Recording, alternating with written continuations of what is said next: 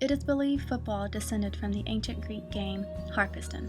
Harpiston is mentioned frequently in classic literature, where it is often referred to as a very rough and brutal game. The rules of the sport were as followed.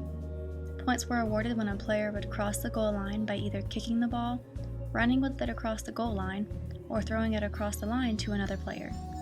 The other team's objective was to stop them from scoring by any means necessary.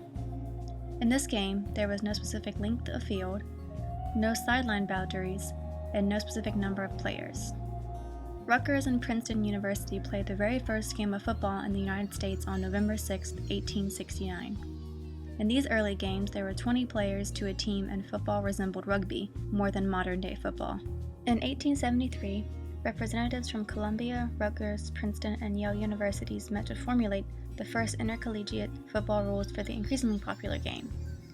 These 4 teams established the Intercollegiate Football Association and set 15 as the number of players allowed on each team.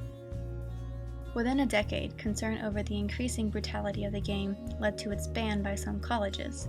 Nearly 180 players had suffered serious injuries, and 18 deaths had been reported. So in 1905, President Theodore Roosevelt called upon Harvard, Princeton, and Yale to help save the sport from demise. At this meeting, reform was agreed upon.